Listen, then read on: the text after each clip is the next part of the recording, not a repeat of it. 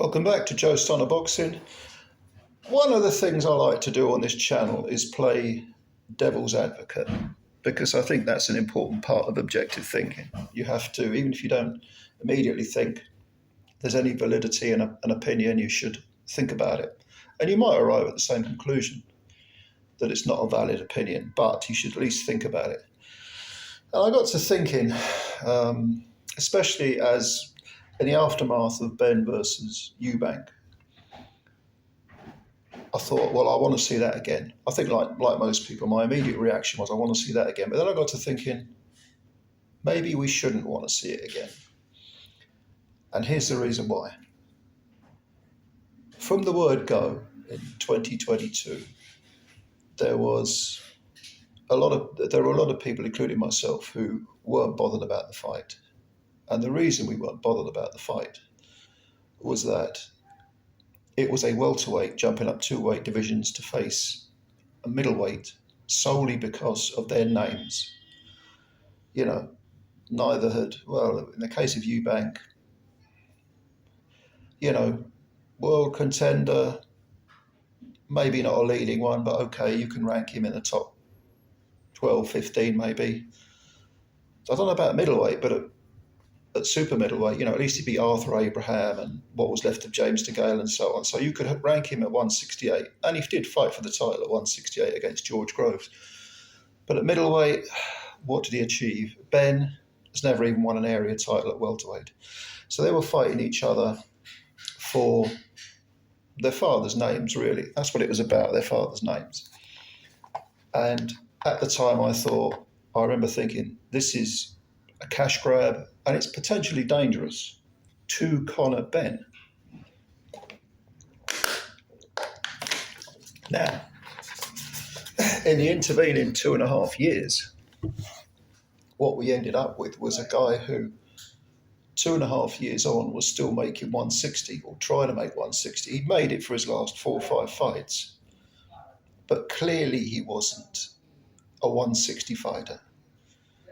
I mean, you can boil yourself down again and again to an unnatural weight.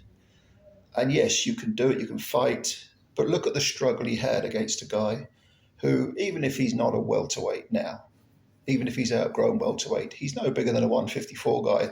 The size difference in the ring was almost comical. It reminded me a bit of Fury versus Usyk, the opening seconds of their first fight, where this gigantic man was, you know, being walked down by a middleweight, as he would put it, a middleweight. And Eddie Hearn made a big sort of brouhaha post-fight, saying no one talked about Conor, you know, moving up 2 weight divisions and how dangerous that was, and you know, all the talk was on Chris making 160, and you know, well, Eddie, unless you've forgotten, conveniently so, some of us back in 2022 were saying this fight shouldn't go ahead because of the weight difference, because of the size difference. So don't give me any crap about we didn't express any reservations about 2 weight divisions difference. Of course we did. You were the one that didn't. You were the one that was shouting from the rooftops how this was, you know, the sons picking up the father's mantle and the next generation of rivalry and all this crap. You were the one doing that. You didn't give a fuck about safety back then. And I'm reluctant to believe you care about it now, even though what you're saying now does hold water. It is dangerous for a guy to jump up 2 weight divisions, especially an untested welterweight jumping up to middleweight, to fight a guy who is, at least in 2022, probably made 160 much easier, but now had to boil himself down dangerous levels to get to 160. And it was a dangerous level. I mean, just because EUBANK won the fight, don't think that any of the concerns about his weight are somehow invalidated. No, they're not. Of course they're not. He's not a 160 pounder. I mean, if he's not a 168 pounder, then what is he? Maybe his natural weight is 165, 166 maybe. But he's not a 160 pounder. It's agony for him to get down to that weight. And it's, most importantly of all, it's dangerous, just as it is dangerous for Conor to jump up 2 weight divisions, potentially dangerous, I mean. So you've got potential danger on both sides. And if we have a rematch, aren't we just revisiting that danger, that potential danger? Okay, they got out of jail. EUBANK went to the hospital as a precautionary measure afterwards. Ben shipped some big punches, especially towards the end of the fight, which won't have done him any good. Does he really want to be in another one of those? Even Hearn said, I don't want him in too many of those fights because it's dangerous. Yes, you're right, it is dangerous. But cut the agenda-driven bullshit, Eddie. All right. Yes, we said when you were desperate for this fight to happen in 2022, a lot of us said, we made videos about it saying, it's dangerous for Conor's sake. And now, just because we're recognising that it's also extremely dangerous for Chris to boil himself down to 160 again, doesn't mean we're ignoring. We're looking at it objectively. You're not, in short. Okay. So let's say that we acknowledge that EUBANK getting down to 160 is dangerous, and let's say we say to him, okay, you can come in at 164 for the sake of argument, 164.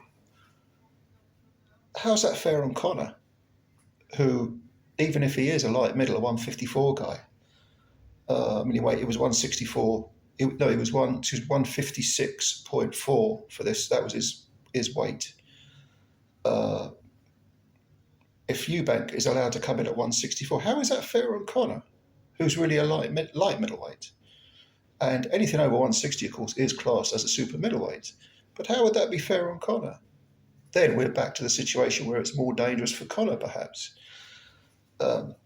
because you've got a guy who probably isn't weight drained at 164. He could probably do that extra 4 pounds would be luxury to him, considering what he's been doing, EUBANK. But you've then got Conor returning we're now back to the point where one guy is probably 2 weight divisions smaller, which is dangerous. So if you put this all together, as seductive as that first fight was, and it was a brilliant fight, wildly entertaining, if you care about the safety of the boxers, perhaps it's best if they don't fight again. I'm just putting it out there, right?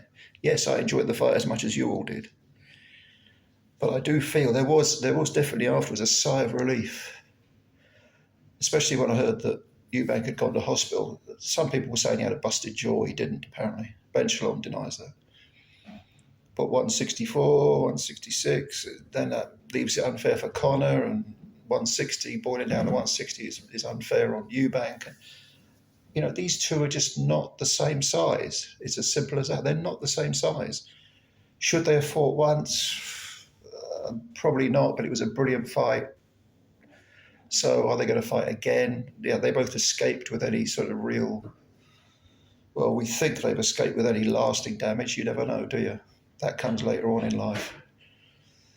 But I definitely think that you can make an argument that this fight shouldn't be run back for safety reasons. But it probably will be, because there's money to be made. And when all is said and done, first time round, EUBANK signed the contract. Ben didn't force him. But just imagine if something bad did happen on such a big stage again. That would be a major knock to boxing, especially UK boxing, and especially to the British Boxing Board of Control that prides itself on its safety measures, which are considerable, it must be said. British Boxing Board of Control, when it comes to safety, is way ahead of most other jurisdictions in the whole world. It really is. If they let that slide, though, and something happened, talk about leaving yourself open for an open goal. But I don't know. What do you think? I mean, I think it probably will happen again. But should it happen again? Do you fear for the fighters in a rematch? No, you tell me. Leave your comments below. Thanks very much for listening. Please hit the like button if you like the video, and subscribe to the channel if you're new. And I'm looking forward to reading your comments. Thank you, ladies and gentlemen.